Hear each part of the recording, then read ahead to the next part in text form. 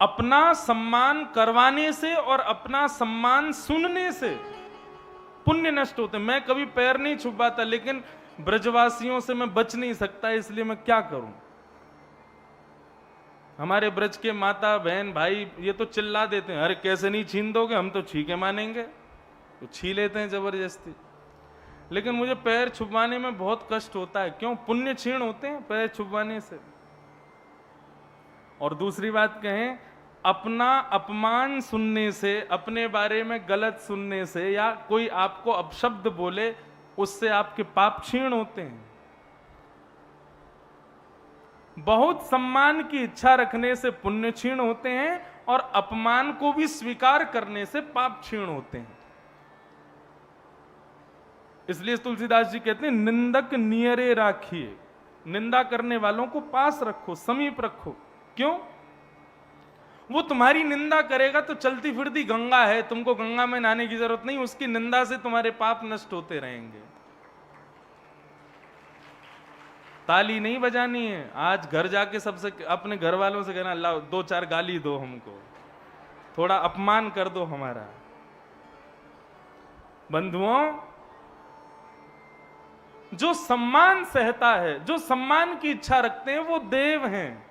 लेकिन जो अपमान को भी सहन करे वही महादेव हैं। वो देवादिदेव हैं, वो महादेव हैं। अश्वत्थामा ने कहा कि मुझे सेनापति बना दो, मैं 5 को मार करके अभी आता हूं। दुर्योधन के पास और कोई रास्ता नहीं था, उसने कहा ठीक है तुम सेनापति बन गए, अब जाओ जाके मार दो 5 को। अश्वत्थामा अर्धरात्रि में गया और सोते हुए 5 पांडवों को मारने की भावना से गया, लेकिन हमारे ठाकुर जी जिसके रक्षक बन जाएं उसको कौन मार सकता है?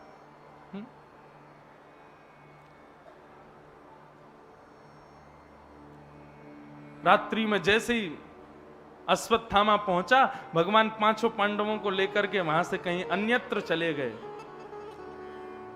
लेकिन द्रौपदी के 5 पुत्र वहीं सोते रह गए। अंधेरे के कारण अश्वत्थामा को पता नहीं चला और उसने सोते हुए द्रौपदी के 5 पुत्रों को मार दिया और 5 पुत्रों के सर ले जा करके दुर्योधन को दिखाने लगा। तो दुर्योधन ने प्रकाश करके जैसे ही देखा, समझ गए, बोले कि अरे मूर्ख, ये पांडव नहीं है, द्रौपदी के 5 पुत्र हैं।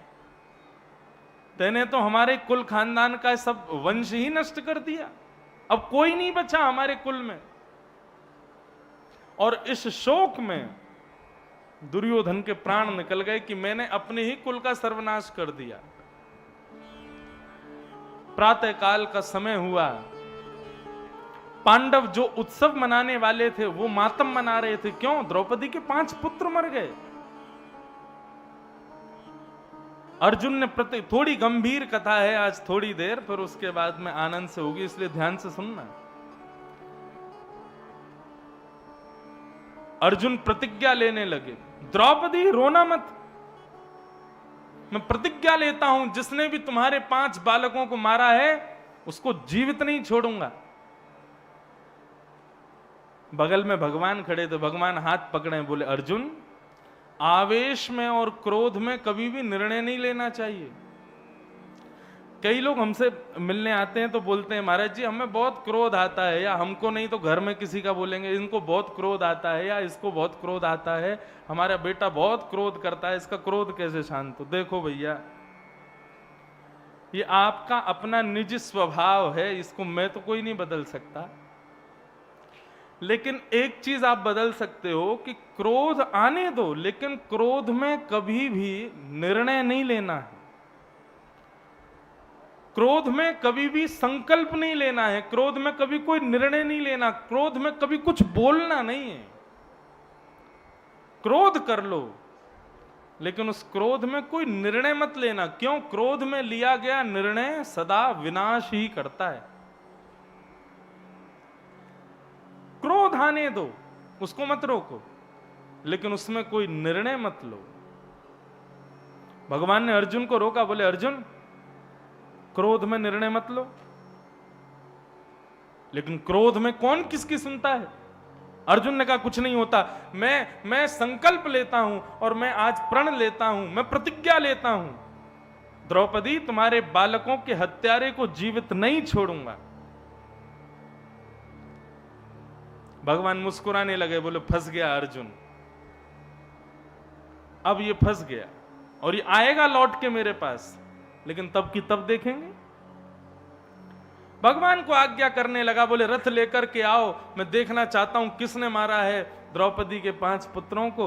और रथ लेकर के ढूंढने निकले, कृतवर्मा आदि के यहां जाकर के देखा, कहीं भी कुछ नहीं मिला, बचा अश्वत्थामा। अश्वत्थामा के कक्ष की ओर जैसे ही रथ दौड़ाया तो अश्वत्थामा को लगा शायद इनको पता चल गया मैंने मारा है, तो वो डर के भागने लगा। उसकी भागने की गति देख करके भगवान समझ गए, अर्जुन समझ गए इसी ने मारा है। पीछे पीछे भगवान का रथ, आगे आगे अश्वत्थामा का रथ। अश्वत्थामा ने अपने बचाव के लिए ब्रह्मास्त्र को अभिमंत्रित किया और अर्जुन के ऊपर छोड़ दिया। सामने से ब्रह्मास्त्र आ रहा है, अर्जुन चरणों में गिर गए, द्वारिकाधीश बचाओ, मैं क्या करूं। भगवान बोले नीचे मत बैठो, उठो उठो, तुरंत उठो, ब्रह्मास्त्र चलाया, तुम भी ब्रह्मास्त्र चलाओ और इसको शांत करके इसको बंदी बनाओ। ब्रह्मास्त्र चला करके उसको शांत किया और दौड़ करके अश्वत्थामा के केश पकड़ करके खींच लिए, उसके हाथों को उसके पैरों को रथ के चक्के से बांध दिया और लेकर के आए हस्तिनापुर। द्रौपदी को जब पता चला कि मेरे बालकों का हत्यारा मिल गया तो देखने के लिए बाहर आई, किसने मारा मेरे बालकों को। और जैसे ही द्रौपदी ने देखा रथ के चक्के से बंधा हुआ है गुरुपुत्र अश्वत्थामा, द्रौपदी के नेत्रों से अश्रुधार बहने लगे और अर्जुन के आगे हाथ जोड़ करके कहने लगी, अर्जुन उवास चास हन्तस्य वन्धनानयनं सति मुच्यतामुच्यतामीश ब्राह्मणो नितरां। अर्जुन, मैं तुमसे हाथ जोड़ करके विनती करती हूं, इसको मत मारो। क्यों नहीं मारूं इसको मैं? बोले तुमको पता है ये कौन है? हाँ, अश्वत्थामा है। बोले अश्वत्थामा है, हमारे गुरु का बेटा है, गुरुपुत्र है हमारा। जिन गुरु ने धनुष उठाना सिखाया, जिन गुरु ने बाण चलाना सिखाया, जिन गुरु ने रथ भूमि में खड़ा होना सिखाया, उन गुरु को दक्षिणा तो तुम कुछ दे नहीं पाए। आज उन गुरु के पुत्र को मार करके अपने ऊपर और भार चढ़ा रहे हो। अरे कम से कम गुरु की इतना तो सम्मान गुरु के प्रति रखो कि उनके पुत्र को मत मारो, इसको मत मारो। ये गुरु पुत्र है, पहली बात। और दूसरी बात, हम क्षत्रिय हैं और ये ब्राह्मण हैं, इसको मत मारो। तीसरी बात, बालकों के हत्या का कष्ट मां को कितना होता है ये मैं जानती हूं, अर्जुन तुम नहीं जानते। अपने पुत्रों को खोने का दर्द कितना होता है ये मैं जानती हूं, और मैं जानते हुए भी वो दर्द किसी और मां को नहीं देना चाहती। अश्वत्थामा को मार दोगे तो इसकी मां को कितना कष्ट होगा कि मेरा पुत्र मारा गया। अरे मेरे 5 पुत्र मारे गए हैं, लेकिन मेरे 5 पति तो जिंदा हैं। इसकी मां तो पहली विधवा हो चुकी है, इसके पिता को तुम लोगों ने मार दिया, अब इसको भी मार दोगे तो वो मां कैसे जिएगी। इसको मत मारो, इसको जीवित छोड़ दो। अर्जुन संकोच में पड़ गए, मैं क्या करूं। अर्जुन ने युधिष्ठिर जी की ओर देखा तो युधिष्ठिर बोले नहीं, द्रौपदी सही कह रही है, इसको मत मारो। नकुल सहदेव की ओर देखा, नकुल सहदेव बोले हम भी द्रौपदी के पक्ष में हैं, इसको मत मारो। भीम की ओर देखा तो भीम बोला तू छोड़ दे, मैं मार दूंगा। तूने नहीं मारा तो मैं मारूंगा, इसको मैं नहीं छोड़ूंगा। प्रजा की ओर देखा तो प्रजा ने भी कहा इसको हमारे हवाले कर दो, हम देख लेंगे क्या करना है। अर्जुन सोच रहे हैं मैं क्या करूं, पत्नी की बात मानूं, बड़े भैया की बात मानूं, भीम की बात मानूं, प्रजा की बात मानूं, और सबसे बड़ी बात मैंने प्रतिज्ञा ली है कि मैं जीवित नहीं छोड़ूंगा बालकों के हत्यारे को, क्या करूं मैं।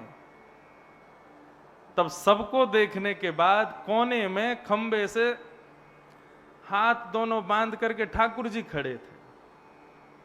अर्जुन ने कहा क्या करना है भगवान? बोले मुझसे मत पूछो, जब मैं मना कर रहा था कि प्रतिज्ञा मत ले तब तूने मानी मेरी बात, अब क्यों आता है, जा अपना जो करना कर। बोले नहीं प्रभु बताओ ना मैं क्या करूं, इसको मारूं छोड़ूं क्या करूं। देख अपनी पत्नी की बात मानो, लेकिन भीम तुम्हारे बड़े भैया हैं, उनकी बात भी तुमको माननी तो चाहिए, और युधिष्ठिर भी तुम्हारे बड़े भैया हैं, तो उनकी बात नहीं मानोगे तो दोष लगेगा, और तुम राजा हो प्रजा की नहीं मानोगे तो भी तुमको दोष लगेगा। और दूसरी बात, तुमने प्रतिज्ञा ली है और प्रतिज्ञा पूर्ण नहीं करता यदि कोई तो 2000 वर्ष के लिए उसको नरक जाना पड़ता है। और मुझसे पूछने आए हो तो मैं तुमको बताता हूं क्या करना है। बोले बताओ। बोले ब्रह्म बंधु न हन्तव्य आतताई बधान। ब्राह्मण कैसा भी क्यों ना हो उसको मारना नहीं चाहिए, परंतु बालकों का हत्यारा कोई भी क्यों ना हो उसको छोड़ना नहीं चाहिए। अर्जुन सिर पकड़ करके बैठ गया, बोले मुझे चक्कर आ रहे हैं, मैं गिरने वाला हूं। ये कैसा निर्णय दिया है आपने, इसको मारूं छोड़ूं, छोड़ूं मारूं, मुझे समझ नहीं आ रहा। भगवान बोले इसीलिए कह रहा था आवेश में क्रोध में कभी प्रतिज्ञा नहीं लेनी चाहिए, वो नाश का कारण बनती है। ये ब्राह्मण है इसको मत मारो, लेकिन बालकों का हत्यारा है इसलिए इसको जीवित मत छोड़ो। दो आज्ञा भगवान ने की। बंधुओं, भगवान यहां पर आज्ञा देते हुए क्या कह रहे हैं अर्जुन से? वो एक ही बात कह रहे हैं, अर्जुन किसी को मृत्यु दंड देना इतना बड़ा दंड नहीं है। मृत्यु दंड, आपने किसी को मार दिया और मरते ही उसकी वो मर गया, उसको दर्द भी नहीं हुआ, उसको कष्ट भी नहीं हुआ। मृत्यु दंड इतना बड़ा नहीं है। तो मृत्यु दंड से भी बड़ा एक दंड होता है। बोले क्या? प्रतिष्ठित व्यक्ति का भरे समाज में अपमान, ये मृत्यु दंड से भी बड़ा दंड है। क्यों? बोले मृत्यु दंड दिया, आदमी मर गया, परंतु भरे समाज में उसका अपमान करके उसको जीवित छोड़ दिया। हर सेकंड मरेगा, हर मिनट मरेगा, हर दिन मरेगा। ये बहुत प्रतिष्ठित है गुरुपुत्र के नाम से। ये जहां जाता है सब इसको प्रणाम करते हैं, सब इसको वंदन करते हैं। अश्वत्थामा, आज पूरा हस्तिनापुर इकट्ठा हुआ है, सबके मध्य में इसको अपमानित कर दो, वही इसके लिए मृत्यु दंड है। और अर्जुन ने वही किया। अश्वत्थामा की आधी दाढ़ी, आधी मूछ, आधे केश मूड़ दिए, और ब्राह्मणों की सबसे बड़ी पहचान है उनकी शिखा, उनकी चोटी, अर्जुन ने काट दिया। और मणिम जहार मूर्धन्यम, उसकी ब्रह्म तेज की मणि को निकाल करके धक्के देकर के बाहर कर दिया सभा से। बोले बस ये मृत्यु से भी ज्यादा बड़ा दंड है, अब ये हर क्षण मरेगा। और वही हुआ। अश्वत्थामा ना कहीं जा पा रहा है, ना कहीं बैठ पा रहा है, ना कुछ कर पा रहा है, क्योंकि इतना अपमान हो गया समाज में। अश्वत्थामा बदले की आड़ में है। बोले देख लूंगा, अर्जुन को जीवित नहीं छोड़ूंगा, क्या करूं, अपना बदला कैसे लूं मैं। तभी अश्वत्थामा को याद आया, बोले कि अभिमन्यु जब मारा गया था महाभारत में, तब मैंने सुना था कि उसकी पत्नी गर्भवती थी। इसका मतलब इन कौरवों का अभी वंशधर बचा है, क्यों ना मैं उस वंशधर को नष्ट कर दूं। और तभी अश्वत्थामा ने ब्रह्मास्त्र को अभिमंत्रित करते हुए अभिमन्यु की पत्नी उत्तरा के गर्भस्थ शिशु को मारने के लिए ब्रह्मास्त्र छोड़ दिया। और यहां क्या हो रहा था, भगवान सब पांडवों को प्रणाम किए, बोले भैया अब चलो, तुम लोग जीत गए, अब सब कुछ हो गया, तर्पण आदि हो गया, पिंडदान आदि हो गया, सब कुछ हो गया, अब तुम राजपाट संभालो, मैं चला वापस द्वारिका। और द्वारिका जाने के लिए भगवान जैसे ही रथ पर बैठे, इतने में ही उत्तरा दौड़ी दौड़ी भगवान के पास में आई। पाहि पाहि महायोगिन देव देव जगतपते,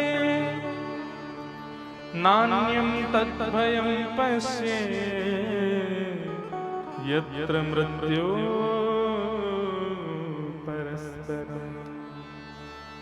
दौड़ी दौड़ी भगवान के पास आई और कहने लगी, हे नाथ मेरी रक्षा करो, रक्षमाम रक्षमाम पाहि माम पाहि माम।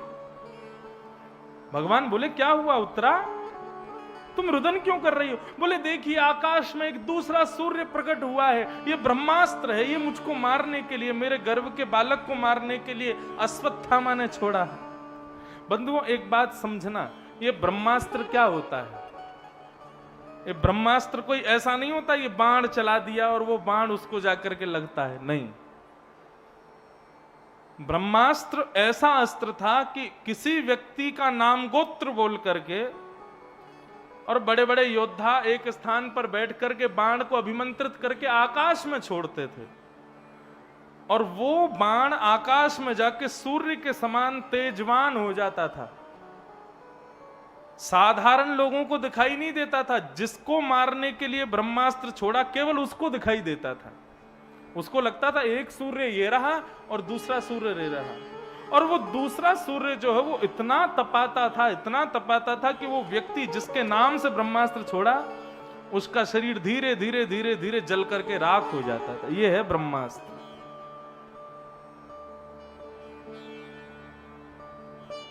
उत्तरा का जब शरीर जलने लगा, भगवान के चरणों में गई।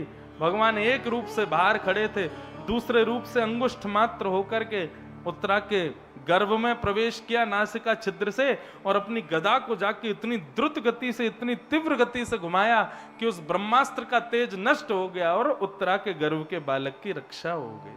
भगवान ने उसकी रक्षा की।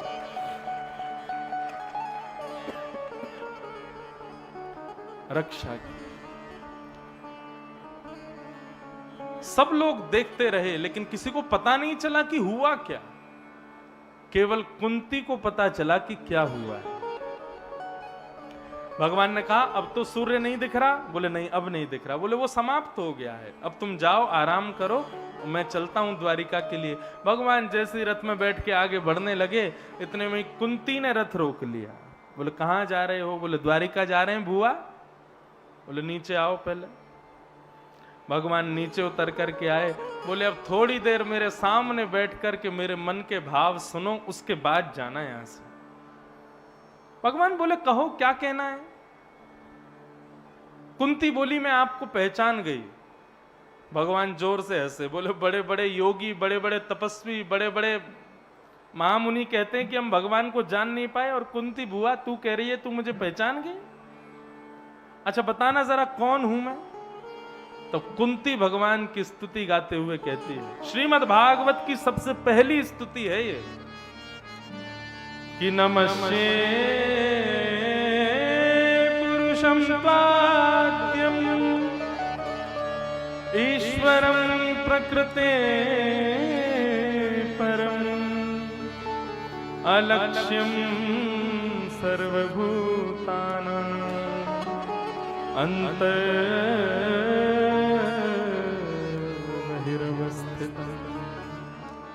नाथ आप ईश्वर हो। भगवान हंसने लगे। क्या हूं मैं? बोले आप ईश्वर हो। अच्छा बुआ, ये आज उल्टी गंगा कैसे बह रही है? बुआ अपने भतीजे को ईश्वर कह रही है, ये क्या हो रहा है? बोले मैं सब जान गई हूं, अब नाटक मत करो मेरे आगे, मैं जानती हूं आप ईश्वर हो। बोले ऐसा कौन सा काम किया मैंने जो मैं ईश्वर हूं? बोले क्योंकि ईश्वर की सामर्थ्य है, वो एक रूप से बाहर खड़ा रहेगा, दूसरे रूप से भीतर प्रवेश करेगा। और मैंने अभी अभी देखा कि आपने अंगुष्ठ मात्र रूप धारण करके मेरी पुत्र वधू के गर्भ में जाके उसके बालक की रक्षा की, मैंने देखा, इसलिए मैं समझ गई आप ईश्वर हो। मुझे शक तो बहुत पहले से था, लेकिन आज कंफर्म हो गई मैं कि आप ईश्वर हो। भगवान बोले तो ईश्वर से तो कुछ मांगना चाहिए, कुछ मांग लो। कुंती बोली जब आपकी तरफ से ऑफर आ ही गया मांगने का तो फिर मैं चूकूं क्यों? लेकिन शर्त यह है कि जो मांगूंगी सो देना पड़ेगा। भगवान बोले देंगे। बोले एक बार नहीं 3 बार कहो देंगे देंगे देंगे। भगवान बोले देंगे देंगे देंगे, तुम मांगो क्या चाहिए।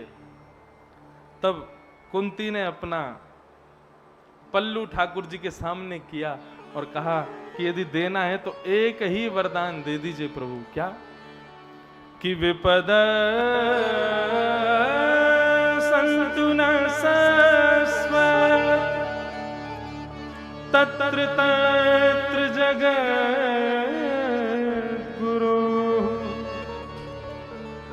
भवतो दर्शनम यस्या अपुन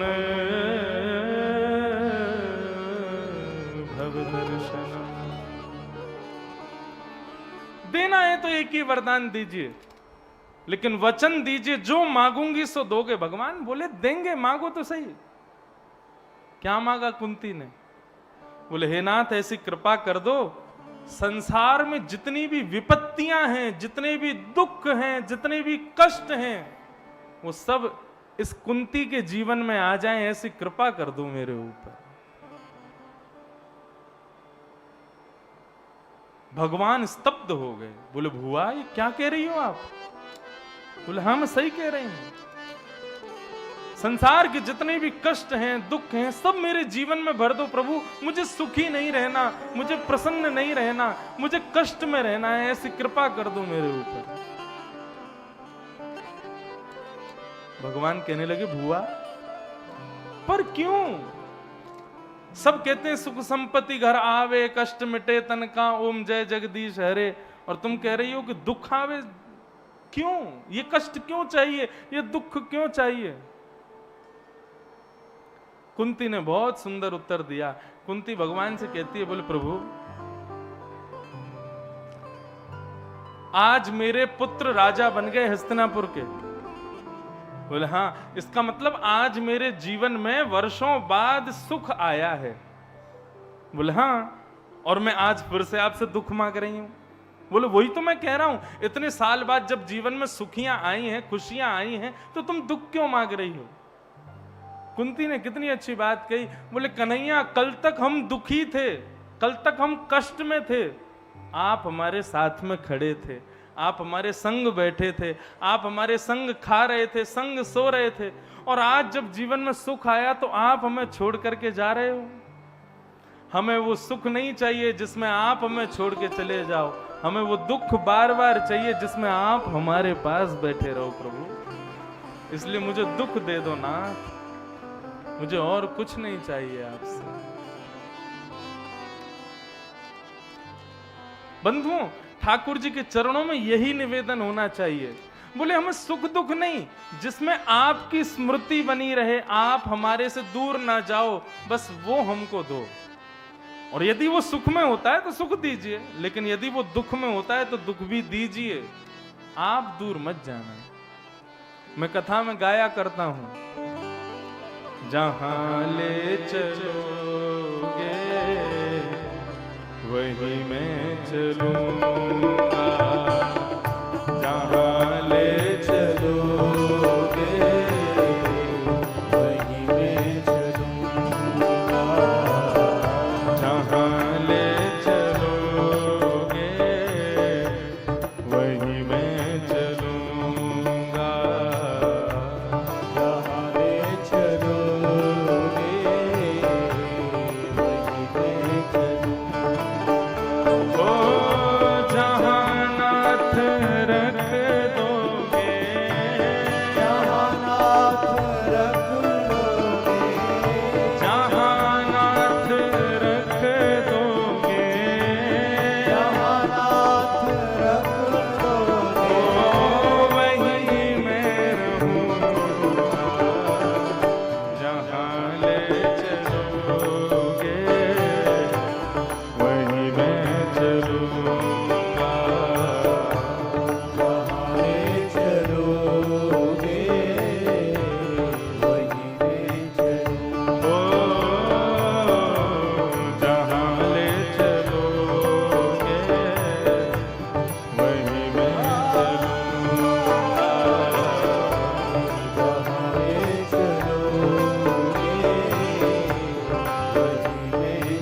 श्री राधा रमण लाल की जय हो।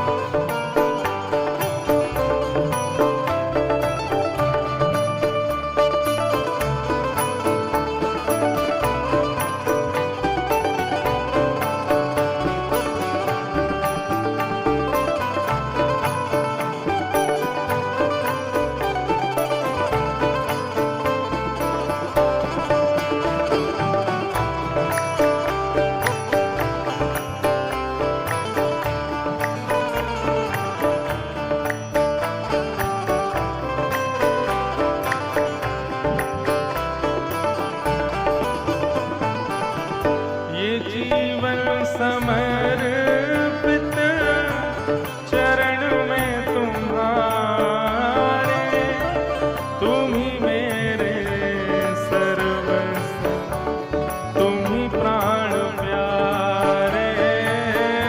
ये जीवन समर्पित चरण में तुम्हारे, तुम ही मेरे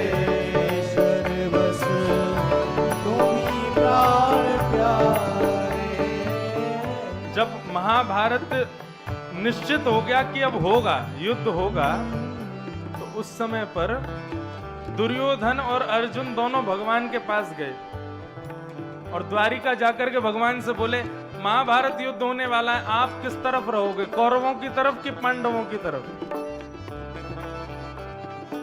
भगवान बोले, हम पक्षपाती नहीं है, हम नहीं कहेंगे कि हम कहां रहेंगे, तुम दोनों में से जिसको बढ़िया लगे वो हमको रख लो।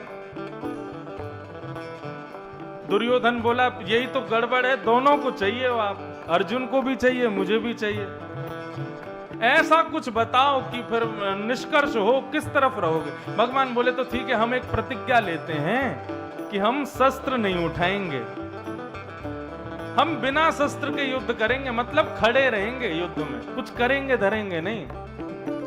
और एक अपॉर्चुनिटी दे देते हैं, एक तरफ हम रहेंगे और जिस तरफ हम नहीं रहेंगे वहां हमारी द्वारिका की सेना रहेगी, वो पूरे सशस्त्र रहेगी, हमारी सेना पूरे अस्त्र शस्त्रों के साथ में आएगी, लेकिन हम जिस तरफ रहेंगे हम शस्त्र नहीं उठाएंगे। बहुत ध्यान से सुनो सब लोग, इधर देखो, ध्यान से सुनो। भगवान बोले, हम अस्त्र नहीं उठाएंगे। दुर्योधन तुरंत बोला, तो फिर क्या आपकी आरती करेंगे हम वहां पे? अस्त्र नहीं उठाएंगे। अरे तलवार, कुछ धनुष बाण लेके तुम? भगवान नहीं, मैं खाली हाथ आऊंगा और दूसरी तरफ मेरी सेना आएगी, वो पूरे शस्त्रों के साथ आएगी। तो दुर्योधन बोला, बोले यही ठीक है, तो मुझे आपकी सेना दे दो, आप मत आओ। भगवान बोले ठीक है। दुर्योधन सेना लेकर के चला गया, तो भगवान अर्जुन से बोले, फंस गया ना, अब तुझको मुझे रखना पड़ेगा अपने पास, मैं अस्त्र शस्त्र उठाऊंगा नहीं, करूंगा धरूंगा कुछ नहीं, सुबह खाऊंगा, शाम को खाऊंगा, तान दुपट्टा सोऊंगा, और ये नाम हो जाएगा कि हाँ कृष्ण पांडवों की तरफ थे। अर्जुन चरण पकड़ करके बोला, ना तो मैं आपको मांगने आया था और ना ही आपसे कुछ मांगने आया था। भगवान बोले, तो फिर क्यों आया था? क्यों आया था फिर? ना मुझे मांगने आया था, ना मुझसे कुछ मांगने आया, तो फिर क्यों आया था? अर्जुन चरण पकड़ के बोला, महाभारत का युद्ध होने वाला है प्रभु, उससे पहले मैं खुद को देने आया हूं कि मुझे रख लो अपनी शरण में। मैं आपको मांगने नहीं आया, आपको खुद को देने आया हूं। हे नाथ, मुझसे अब संभल नहीं पा रहा, मैं खुद को संभाल नहीं पा रहा हूं, आप अपने चरणों में रखो, आप बताओ मुझे क्या करना चाहिए। देखो अर्जुन कितना चतुर है, यदि वो भगवान को लेके जाता, भगवान को मांगने आता, तो सारी व्यवस्था फिर अर्जुन को करनी पड़ती। भगवान बोलते तू लेके आया है मुझे, लेकिन अर्जुन ने कहा मैं आपकी शरण में आया हूं, मतलब मेरी जिम्मेवारी अब आपकी है, आप देखो मुझे क्या करना है। अर्जुन की इस बात से समझो, अपनी जिम्मेवारी भी अपने ऊपर मत रखो, ठाकुर जी पे छोड़ दो, बोले तुम देखो, तुम जानो, तुम्हारो काम जाने। ये जीवन समर्पित चरण में तुम्हारे, तुम ही मेरे सर्वस्व, तुम ही प्राण प्यारे। ये जीवन समर्पित चरण में तुम्हारे,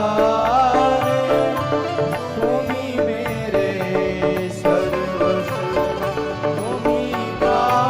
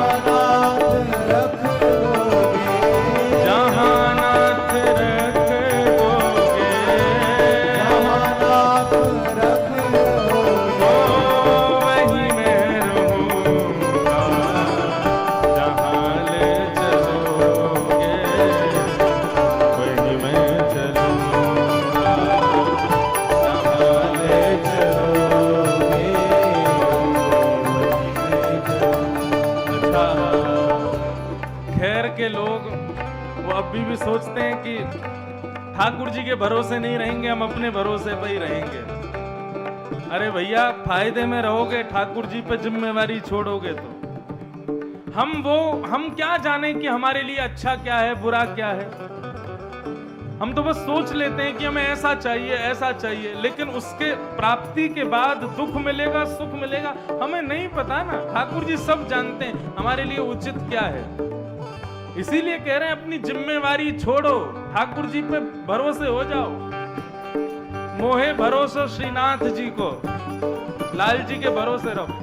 अच्छा, लाल जी के भरोसे रहने का मतलब ये नहीं कि पड़ जाओ बिल्कुल, देव देव आलसी पुकारा, देवताओं के भरोसे पड़े रहो, ऐसे आलसी बनने को नहीं कह रहे हैं।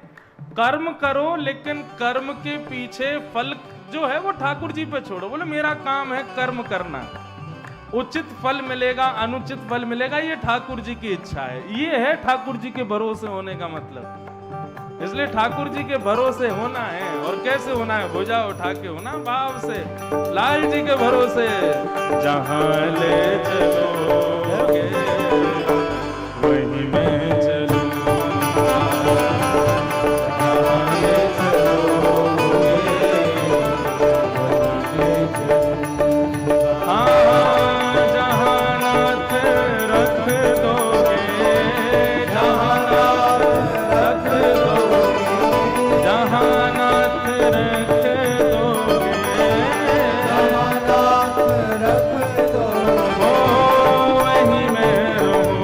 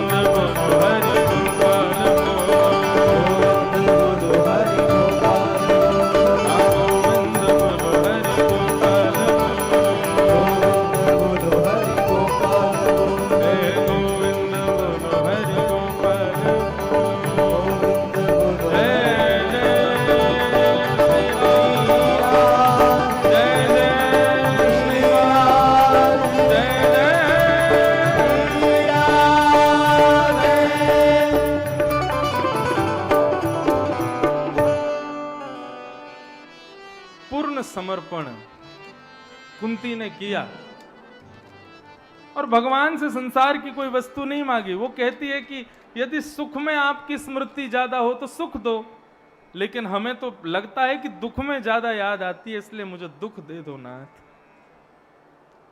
भगवान ने कुंती को अपने हृदय से लगाया और कुंती से भगवान कह के गए, कुंती तुम जब स्मरण करोगी तब तुम्हारे सन्मुख आऊंगा मैं।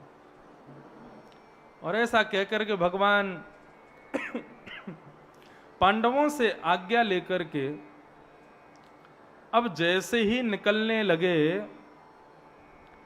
द्वारिका की ओर, अब युधिष्ठिर जी रोने लग गए। भगवान ने जब युधिष्ठिर को रोते हुए देखा तो भगवान बोले, अब तुम क्यों रो रहे हो? तो युधिष्ठिर जी महाराज कहने लगे, बोले भगवान बस पूछो मत, मैंने बहुत बड़ा अपराध कर दिया। मैंने कितने सारे बालकों को अनाथ कर दिया, कितनी माताओं को विधवा कर दिया, ना जाने कितने कितने आत्मग्लानि स्वयं के ऊपर लगाने लगे। बंधुओं देखो, एक बात बहुत ध्यान से समझना,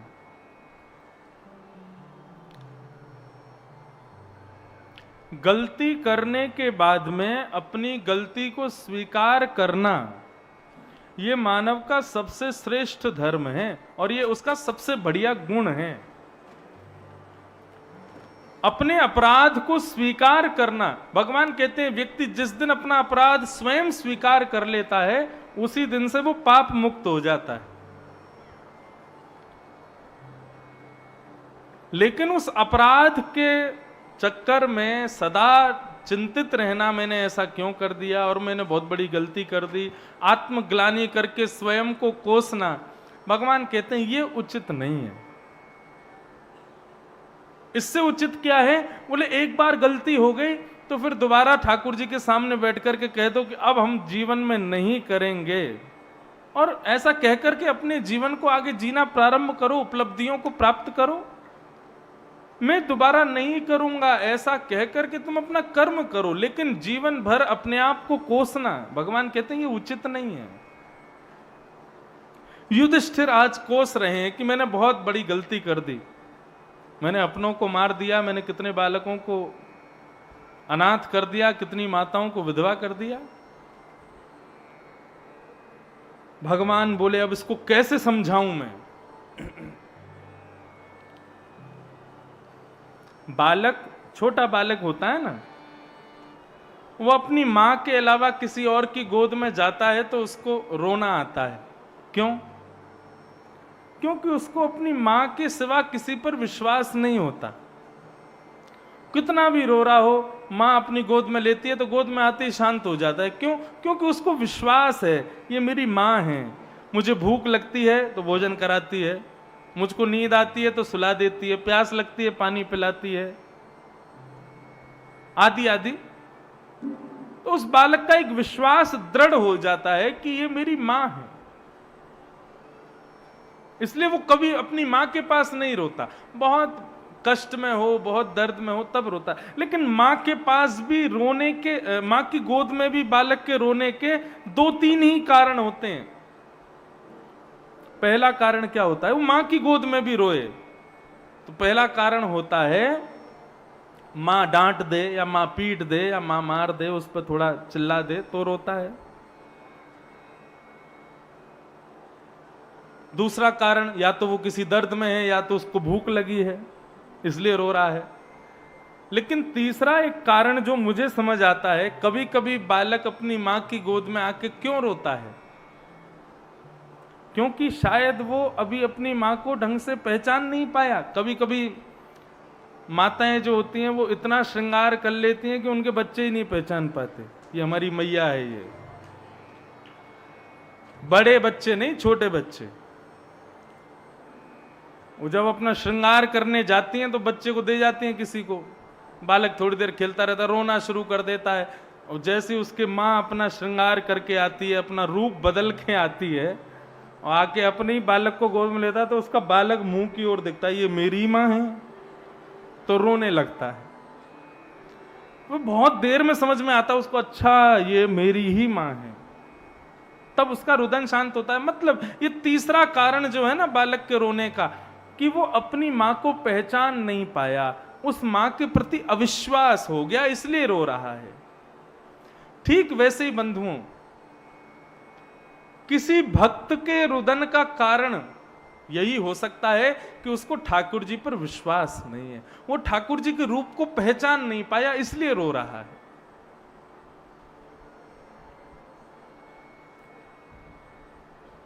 लेकिन हमारे भक्त परंपरा में एक भक्त हुए श्री नामदेव जी महाराज, महाराष्ट्र के संत हुए नामदेव जी।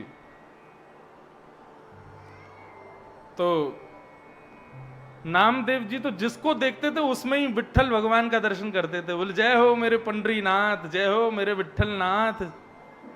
एक बार रोटी बना रहे थे, रोटी बना के रखते जा रहे थे, तो कुत्ता आया, आकर के सारी रोटियां लेके भागा। तो नामदेव जी उसके पीछे पीछे भागे, लेकिन हाथ में घी का कटोरा लेके भागे। बोले अरे पंडरीनाथ, रूखी रोटी मत खाइयो, नेक रुक जा, घी तो लगान दे फिर खा लियो। ऐसे थे नामदेव जी। कुत्ते में से भगवान प्रकट हो गए। भगवान बोले तुमने यहां भी पहचान लिया? तो बोले आप यहां नहीं हो क्या, आप तो सब जगह हो। भक्त की दृष्टि ऐसी होती है, वो सब में ठाकुर जी का दर्शन करता है। नामदेव जी महाराज एक गुफा में बैठे थे, किसी ने आकर के कहा बाबा यहां मत बैठो। बोले क्यों? बोले यहां भूत रहता है, प्रेत रहता है। नामदेव जी बोले अब तो हम बैठ गए, अब नहीं उठेंगे यहां से।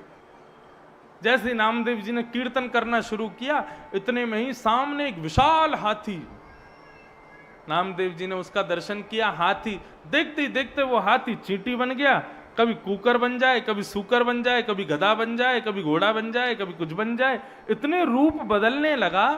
प्रेत है ना,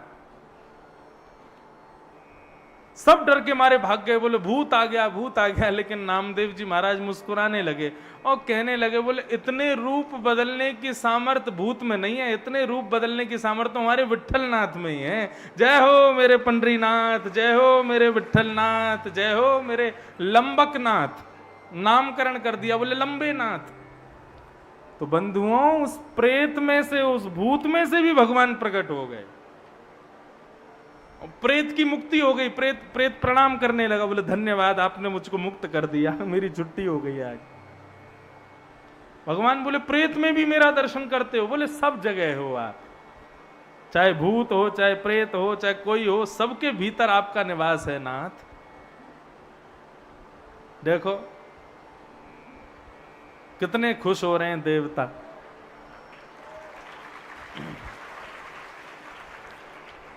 वैसे देखो ये है तो घर की कथा, हमारा परिवार ही है, आजाद परिवार। लेकिन बाहर के लोगों से जाके पूछ लेना, रिकॉर्ड है जहां कथा करने जाते हैं बारिश होगी होगी। इसलिए हम पहले ही कह देते हैं भैया वाटरप्रूफ पंडाल बनवाना, क्योंकि कथा करने कोई और नहीं, इंद्रेश आ रहे हैं। इंद्र को तो बरसना ही पड़ेगा। अच्छा, कई लोग इंद्र का, इंद्रेश का मतलब निकाल लेते हैं, बोले इंद्र भगवान नहीं, इसका संधि विच्छेद करो। इंद्रस्य ईशः इति इंद्रेशः। इंद्र का जो ईश है, इंद्र के ईश कौन है? श्री गोवर्धन नाथ। जब गिरिराज पर्वत धारण किया तो इंद्र के मान का मर्दन किया, तब भगवान का नाम पड़ा इंद्रेश। तो लोग कहते हैं आप जाते हो तो फिर बरसात हो जाती है, लेकिन इंद्र हो, मैंने कहा इंद्र नहीं है, इंद्रेश है। तो ये तो कथा का नियम ही है हमारी, जहां भी कथा करने जाएंगे एक दिन तो बारिश को होना ही है। कई बार कथा होती है तो लोग कहते हैं महाराज जी वाटरप्रूफ पंडाल की क्या जरूरत है, हम ऐसे महीने में कथा करा रहे हैं, वर्षा होगी नहीं। मैंने कहा चाहे तुम दिसंबर जनवरी में कराओ, हो जाएगी, इसलिए कह रहे हैं वाटरप्रूफ करवाओ।